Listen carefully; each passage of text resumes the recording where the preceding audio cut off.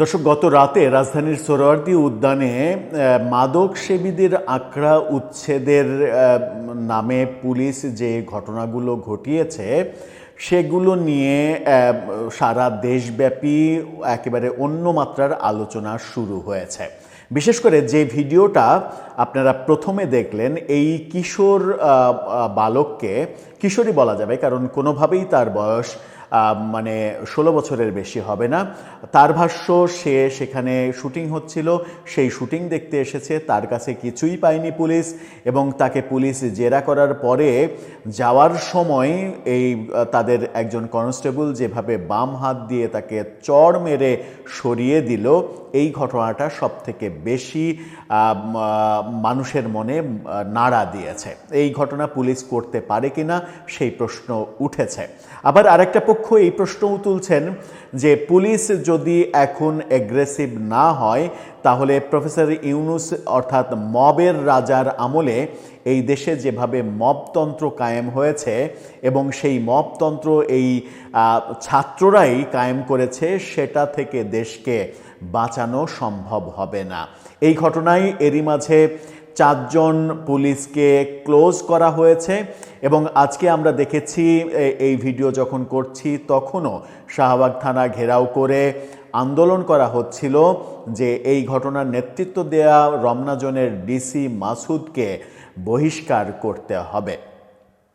ঘটনাগুলো অন্যদিকেই বোধহয় প্রবাহিত হচ্ছে। চলুন একটু জেনে দেখি ডিসি মাসুদকে সরিয়ে দেয়া এবং তার নামে বেশ স্লোগান, যে পথে গেছে হারুন সেই পথে যাবে মাসুদ, এরকম কি যেন একটা স্লোগান ছন্দে ছন্দে ছাত্ররা, ঢাকা বিশ্ববিদ্যালয়ের ছাত্ররা তারা দিচ্ছে এবং তাদের একটাই দাবি, ডিসি মাসুদকে সরিয়ে দিতে হবে।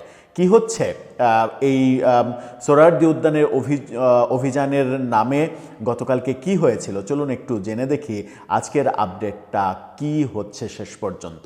থাকবেন পলিটিক্স টিভির নিয়মিত আয়োজনে।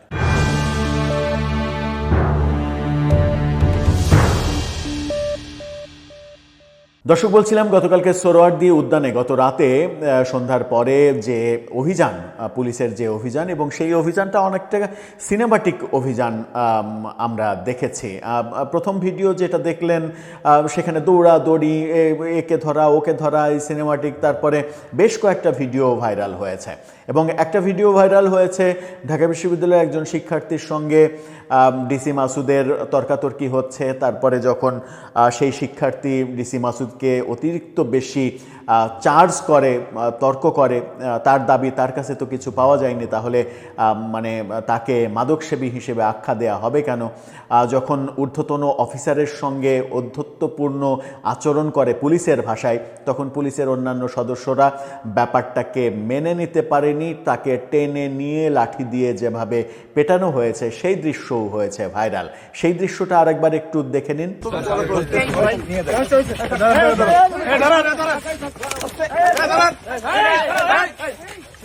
এই যে ঘটনাগুলো ঘটানো হয়েছে, এই ঘটনার পরিপ্রেক্ষিতেই অতি উৎসাহী 4 জন পুলিশ সদস্যকে ক্লোজ করা হয়েছে, অর্থাৎ চাকরি থেকে ওএসডি করা হয়েছে।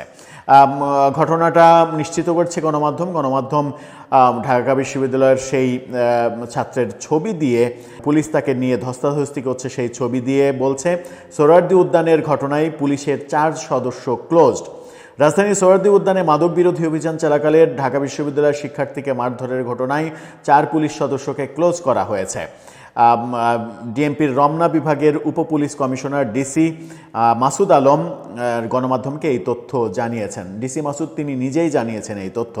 ডিসি মাসুদ আলম বলেন, শিক্ষার্থীদের সঙ্গে কথা কাটাকাটির জেরে এই অনাকাঙ্ক্ষিত ঘটনা ঘটেছে। এই ঘটনার সময় ডিউটিতে থাকা পুলিশের 4 সদস্যকে ক্লোজ করা হয়েছে, তাদের বিরুদ্ধে বিভাগীয় ব্যবস্থা নেওয়া হবে।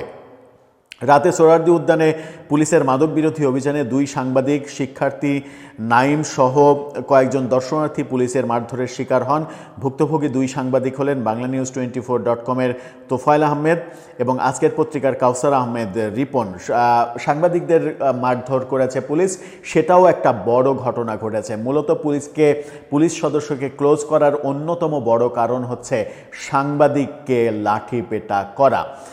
আমরা এই যে এই যে ঘটনা, কিশোরকে অযথা কোনো কিছু না পেয়ে তাকে চড় মারা, ঢাকা বিশ্ববিদ্যালয়ের ওই শিক্ষার্থীকে, যদিও তিনি ডিসি মাসুদের সঙ্গে যে ল্যাঙ্গুয়েজে কথা বলেছেন, মানে ওই ল্যাঙ্গুয়েজটা অনেকটা প্রফেসর ইউনূস সরকারের আমলে মববাজরা যে ল্যাঙ্গুয়েজগুলো ব্যবহার করতো সেই ল্যাঙ্গুয়েজের টোন হয়ে গেছে। মূলত এক ধরনের মানে পোলাইট কথা তো বলা যায় যে ভাই এই শান্তভাবে কথা বলা যায়, কিন্তু চোখ রাঙিয়ে চার্জ করে এই কথাগুলো বলা হয়েছে। এবং সেই অবস্থায় যখন অফিসারের সঙ্গে কথা হচ্ছে তখন অতি উৎসাহী কনস্টেবলরা যে তাকে টেনে নিয়ে লাঠিপেটা করা, এই কাজটাও ন্যাক্কারজনক একটা কাজ হয়েছে।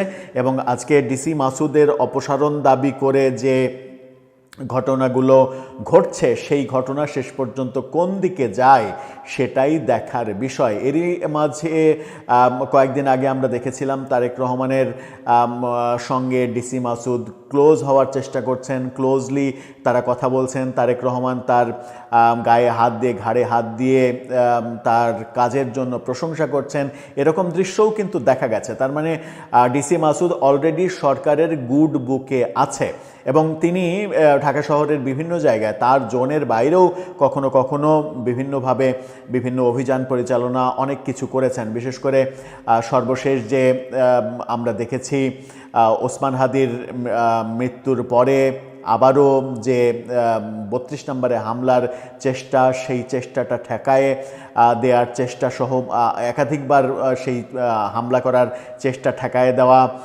সহ বিভিন্ন জায়গায় বিভিন্ন ধরনের কর্মকাণ্ডে তাকে দেখা গেছে। এখন সামাজিক যোগাযোগ মাধ্যম দুই ভাগে বিভক্ত হয়েছে। এক ভাগ মনে করছে যে পুলিশের এই অভিযানটা প্রয়োজন, পুলিশের আরও কঠোর হওয়া প্রয়োজন। এই কারণেই যে মব রাজা গত ১.৫ বছরে দেশে মবতন্ত্রকে এমনভাবে প্রতিষ্ঠিত করেছেন যে সবার ল্যাঙ্গুয়েজটা মবের মতো হয়ে গেছে। সুযোগ পেলে এখনও পুলিশের উপরে মব হবে, এরকম পরিবেশ রয়েছে। সেই পরিবেশ যদি কাউকে দেয়া যায় তাহলে আইনশৃঙ্খলা পরিস্থিতির উন্নয়ন করা সম্ভব নয়। এই কথা যেমন একটা পক্ষ বলছেন, আর একটা পক্ষ বলছেন যে পুলিশ এই ধরনের বাড়াবাড়ি করতে পারে না। পুলিশের কাজ হচ্ছে নিরাপত্তা দেয়া, রাতে দিনে মানুষকে নিরাপত্তা দেয়াই তাদের একমাত্র কাজ। কে কোথায় কখন কোন জায়গায় থাকবে সেটা তার ব্যক্তিগত অধিকার। কাউকে আপনি অপরাধী হিসেবে চিহ্নিত করতে চাইলে সেই অপরাধী হিসেবে চিহ্নিত করার প্রমাণ লাগবে। আপনি যদি মাদকসেবী মনে করেন কাউকে, তাহলে মাদক সেবন, তার কাছে মাদক আপনাকে পেতে হবে, গ্রহণযোগ্য পরিমাণের চাইতে বেশি মাদক পেতে হবে, যে মাদক পেলে কারো নামে মামলা দেয়া যায়। অযথা সোহরাওয়ার্দী উদ্যানে বসে থাকা, মাদকসেবী হিসেবে ট্রিট করা, এই কাজটা পুলিশ করতে পারে না, এটা আইন সিদ্ধ নয়, এই কথাও এক পক্ষ বলছেন। এই যে দুই পক্ষের মতামত, এখন ব্যাপার হচ্ছে যে শেষ পর্যন্ত কোন মতামতটা প্রতিষ্ঠিত করা যায় কিংবা প্রতিষ্ঠিত হয় সেটাই এখন দেখার বিষয়। দর্শক, আপনি কি মনে করেন পুলিশের এই মুহূর্তে নতুন সরকারের দায়িত্ব নেওয়ার পরে চড়াও হওয়া কি উচিত?